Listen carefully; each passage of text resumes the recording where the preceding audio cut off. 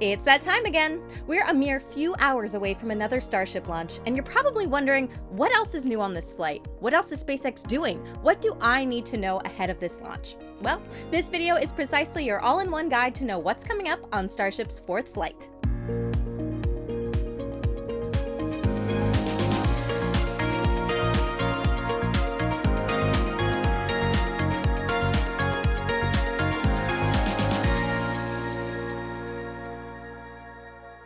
It's been a little bit over a year since Starship's first flight, and it has been quite a long road for Starship to reach where it is now.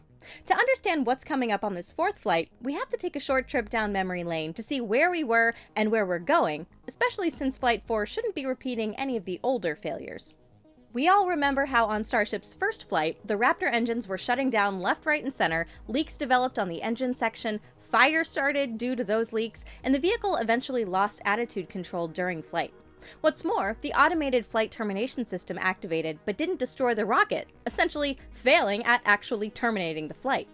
On top of all of that, the lack of a water deluge system on the pad meant that Starship wrecked the ground underneath the orbital launch mount. SpaceX took 7 months to be able to fly again, and this time things went a lot better. All 33 engines ignited on the booster, the pad was not wrecked thanks to a newly installed water deluge system, and SpaceX performed the first ever hot staging of Starship. This meant the ship's engines were ignited for the first time in flight, and Starship reached space. That being said, there were still a number of issues and more learning to be done. The booster broke up while attempting to perform its boostback burn, and the ship suffered leaks and fires on its engine bay that triggered the vehicle's flight termination system before it could complete its ascent burn.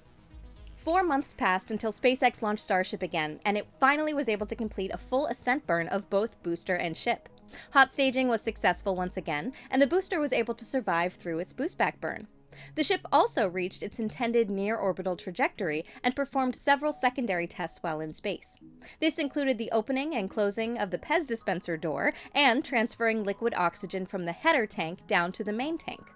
However, once again, both vehicles suffered issues that terminated the flight earlier than intended. The booster survived through the boostback burn, but 6 engines shut down early, and the burn was cut short from what was planned.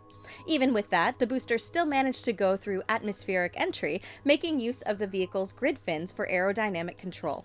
With 6 engines having shut down early, the computers decided to not relight them for the landing burn, which was supposed to ignite all inner 13 engines of the booster. However, when it was time to ignite the remaining 7 engines, only 2 reached main stage ignition. This meant that the booster couldn't slow down and the vehicle was lost. In a recent update, SpaceX claims that the reason for the early shutdowns during the boostback burn was continued filter blockage on the oxidizer inlets to the engines. This was already an issue on Starship's second flight and was what caused the breakup of Booster 9 during its boostback burn. As for the ship, while the vehicle completed its ascent burn and later performed a few milestones while in space, it lost attitude control during this coast phase. This loss of attitude control meant that the ship couldn't attempt a planned relight of one of its Raptor engines, which was another test that SpaceX was hoping to perform during the mission. This also meant that when it was time to re-enter the atmosphere, the ship wasn't in the right orientation for this and broke up due to the heat and the forces of re-entry. SpaceX says that the most likely reason for the loss of attitude control was clogging of the valves that are responsible for roll control. To avoid all of these previous issues, SpaceX put together a set of improvements on Ship 29 and Booster 11 so they can fully complete their planned missions, which we'll talk about in more detail later in the video. While these improvements don't represent a major change of hardware, SpaceX hopes that they'll be enough to increase the chances of a successful flight. One addition that will be crucial on this upcoming flight is the addition of extra roll control thrusters on Ship 29. These are located above the vehicle's methane tank and could act either alongside the existing roll control thrusters or as a backup set to these. This will ensure that this time the ship does not lose attitude control during its coast phase in space and re-enters in the correct orientation. Of course, re-entering in the right orientation is not all that's needed to succeed during this upcoming flight. SpaceX is aiming for the ship to survive re-entry, which means taking special care of the vehicle's thermal protection system. Ever since Flight 3 took place, we've seen a substantial overhaul of Ship 29's heat shield tiles, especially in the places where these are glued rather than tacked on. This included a complete replacement of thermal tiles on the ship's nose cone tip. The process involved removing the tiles, then grinding on the metal surface of the ship, and then installing new tiles back. The tiles in this location are glued onto the surface, and it would appear SpaceX changed the type of glue that they used in this location for a new, different material. We saw a similar process in other locations where glue is used, like on the surface of the aerodynamic flaps or the joints between barrel sections. Additionally, SpaceX also thoroughly tested the adhesive properties of each of the tiles over the course of the 2 or so months since Ship 29 completed engine testing. This adhesive testing was also performed on Ship 28 prior to its flight, and it involved teams going all over the vehicle with suction cups, pulling on the tiles at a certain fixed force, and seeing if they come out or not. For those that didn't pass the test, SpaceX simply replaced them for better ones that did. Ahead of every Starship flight, we tend to see Elon outlining and emphasizing on social media the goals of that Starship flight. As mentioned before, this flight is all about the re-entry, and Elon has mentioned that there are locations on the ship where a loss of a tile could mean the loss of the vehicle. Of course, those changes relate to the ship, but Booster 11 also presents changes as well. For this and future boosters, SpaceX says it has added hardware to the inside of the oxygen tank to further improve propellant filtration capabilities.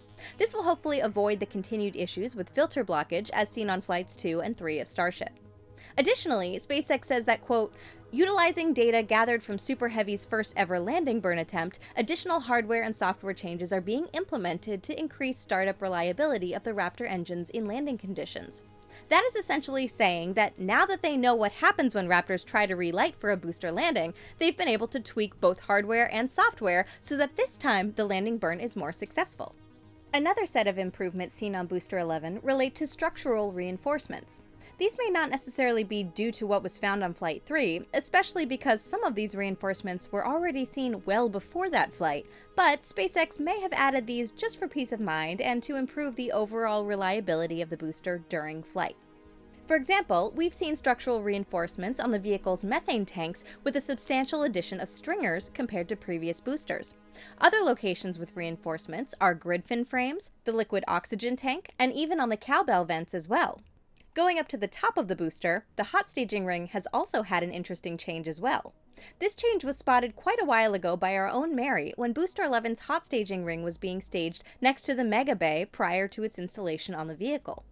As you can see, the ring has not 3, but 4 guiding pins on the top.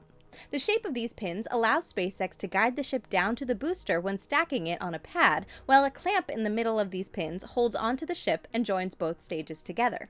Up until now, there were only 3 of these pins, but this hot staging ring has 4. However, the added pin does not have a clamp, and it appears it is more just for extra guiding of the ship down onto the booster than for holding them together better. You can also see a strange piece of hardware that was added next to this pin, which we still have no idea what it's for. Frankly, it could be multiple things, from an added camera to some extra sensor to just a useless added appendage to the side of the ring. While on the hot staging ring, you may notice another change that has been introduced, or rather removed, from the booster, which is this pipe over here. This is the engine chill pipe extension for the ship. As you probably know, Raptor uses cryogenic propellants, meaning that both liquid oxygen and liquid methane are at incredibly low temperatures. In order to not damage the engine when running it, the parts that will see flow of these incredibly cold liquids need to be conditioned ahead of the startup of the engine. This conditioning sees a small amount of liquid oxygen flowing through the oxidizer side of the engine and a small amount of liquid methane flowing through the fuel side of the engine. This cooling of the engine results in the oxygen and the methane heating up and turning into gas. The gaseous methane is reclaimed when the ship is on the ground and then vented overboard through these pipes while it's in space. The gaseous oxygen, on the other hand, is just dumped overboard through these other pipes, and that is what this extension on the booster's for. It just simply allows the gaseous oxygen to exit the ship at a safe distance, and the shortening of these extensions may just mean that SpaceX doesn't think that they're needed to be that long in the first place. After all, whatever amount of mass that they can shave from the booster's dry mass, that's an increase of performance. We can see this new shorter engine chill pipe extension in work on this epic drone shot that SpaceX took. It almost looks like a movie poster. Okay, that's what else is new with the vehicles, but the Launchpad has also seen some changes as well, and a bunch of these will be in action during this flight. One big change you might notice relative to the last flight is the removal of a few of the big vertical tanks that were part of the original tank farm at the Orbital launch site. These consisted of 8 tanks, and 2 of them had already been removed prior to Flight 3. Another 3 have been removed since then, and the 3 remaining are already offline. To replace these big vertical tanks, SpaceX has undergone a massive expansion of the tank farm to the west, adding 9 extra horizontal tanks for liquid nitrogen and liquid oxygen. These are already online and have been used during full stack testing of Ship 29 and Booster 11 prior to their flight. In recent weeks, more work has been done next to these tanks to perhaps add more horizontal tanks to the tank farm, but right now it's very early to tell.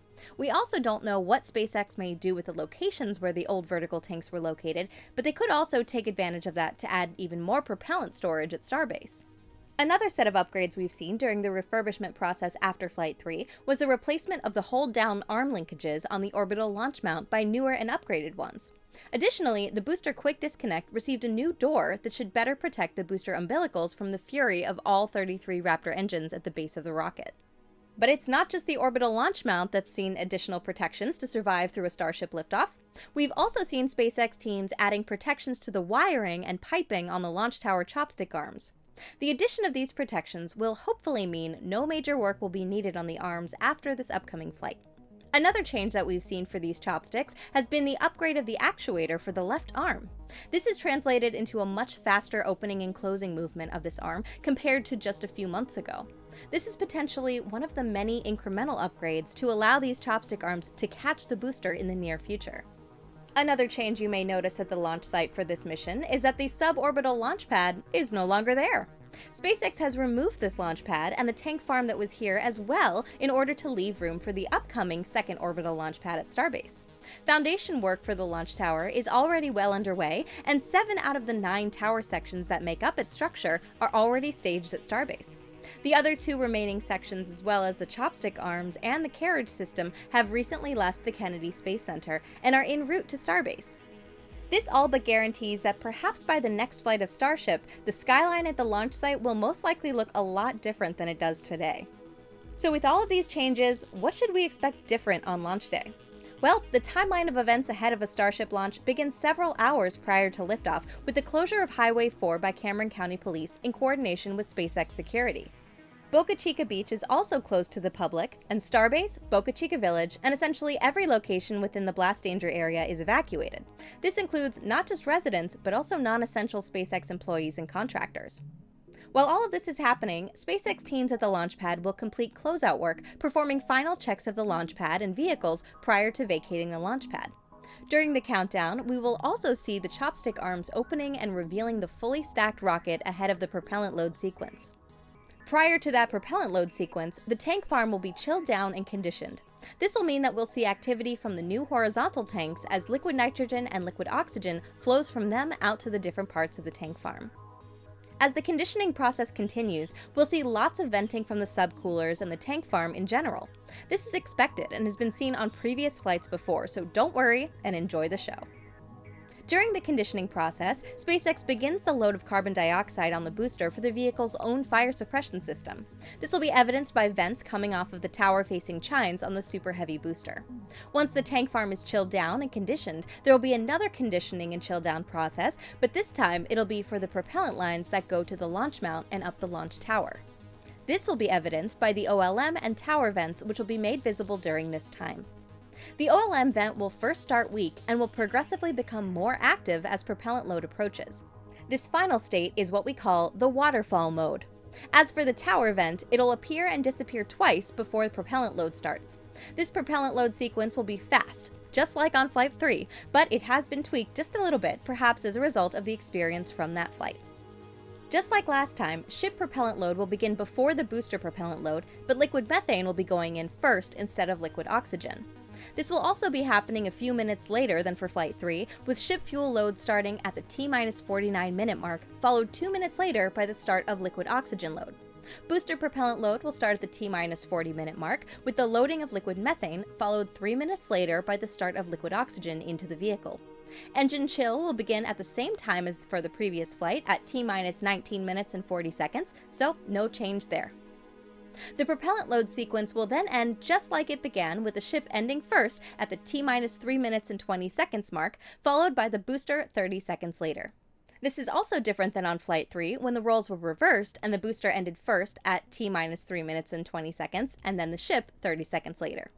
The last minute of the count will also be pretty much the same, with the optional hold point still present at T-minus 40 seconds, which hopefully, just like on Flight 3, won't be used for this flight either. The detonation suppression system will still come up at the T-minus 25 second point on the count, followed by flame deflector activation at T-minus 10 seconds ahead of engine startup. For this flight, we also expect a staggered engine startup, and since the rocket is not held down at engine ignition, the vehicle will lift off once the thrust is greater than the weight.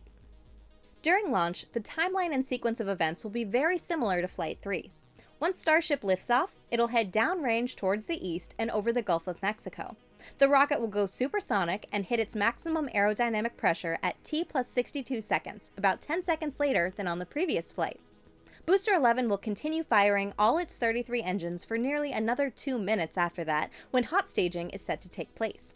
Just like on the previous 2 flights, the booster will shut down all but 3 engines for hot staging, followed by engine ignition of the ship's 6 engines and stage separation. The ship's engines will be firing for about 6 minutes in order to reach the intended near-orbital trajectory out to the Indian Ocean. While that's very similar to Flight 3, the ship this time around will not be doing any extra testing while in space. It will not be actuating the payload dispenser door, nor transferring propellant from the header tanks down to the main tanks, nor testing the relight of Raptor engines while in zero-G. The big changes for Flight 4's timeline will come with the return of both vehicles. In fact, the focus of Flight 4 is precisely all about the return of Booster 11 and Ship 29. While Ship 29 goes uphill on its ascent to near-orbital speeds, Booster 11 will flip back and perform its usual boost-back burn, igniting all middle 10 engines after hot staging.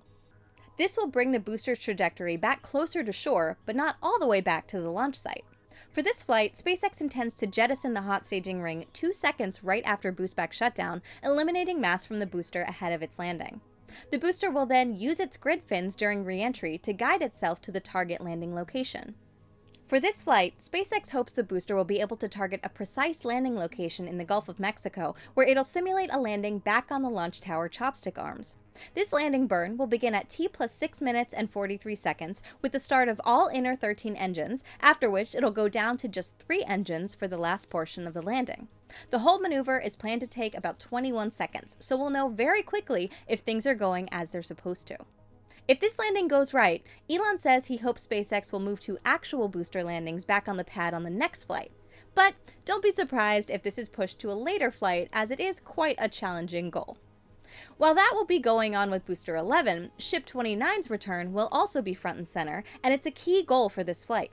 SpaceX hopes that all of the changes that we've overviewed before will allow Ship 29 to control its attitude in space, and finally have a ship re-entering in the correct orientation.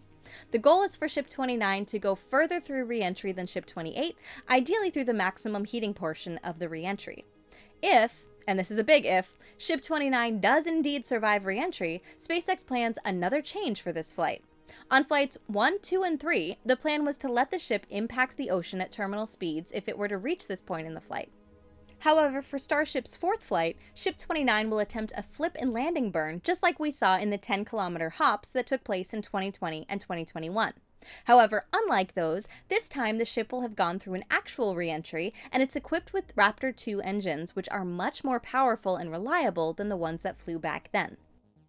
As we mentioned, the focus of Flight 4 is on the return leg of both vehicles, but SpaceX is not interested yet in recovering these vehicles and will not recover them from the ocean if they are to be intact. The time for vehicle recovery will have to be after Flight 4.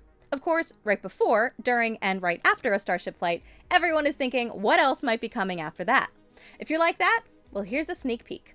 Looking ahead to future vehicles, we will have the last version 1 ships to look forward to, which are currently Ship 30, 31, and perhaps 32. These vehicles could be performing their own test flights within weeks or months after Flight 4, quickly clearing out the current inventory of version 1 Starships. They also include upgrades such as additional vents, rearranged antennas. We'll probably talk about those when we get to their respective flights. SpaceX has already started building development sections for version 2 ships and has qualified tooling inside Megabay 2 to start stacking of these vehicles. The version 2 of the ship will feature a slight stretch, increased performance and propellant capacity, and also reliability upgrades. Sorry, no 9 engines yet. While we've seen hardware for version 2 ships, we've yet to see hardware for version 2 of the booster. All future boosters produced include upgrades, but none look to be like the ones promised by Elon when he revealed the performance capabilities of version 2. It may very well be that SpaceX will produce and fly first the version 2 of the ship, flying those vehicles on top of version 1 boosters, and then later upgrade the booster production to version 2. We've seen a similar approach with SpaceX's other rocket, Falcon 9, where upgrades of the vehicle were first flown on the second stage and then introduced on the first stage a few missions later down the line. While it may be true that version 2 of the booster may have to wait a little bit, at least in the meantime, we may see the first booster catch attempts back on the launch pad in the not-too-distant future. This coming flight of Starship, just like previous ones, will be filled with lots of lessons to learn, and excitement is definitely guaranteed. More action awaits beyond that, and we at NSF couldn't be more excited to see it all unfold. So what do you think? Will SpaceX hit its goals for this mission with Ship 29 and Booster 11? How long do you think until we see Starship fly again after this? Let us know in the comments down below, and maybe we'll check back when that happens. We hope that this video got you up to speed with everything that you need to know for this flight and more. Make sure to tune into our launch livestream approximately 8 hours prior to the opening of the launch window to follow along as SpaceX gets ready for flight. I've been Alicia Siegel for NSF, and I hope to see you there.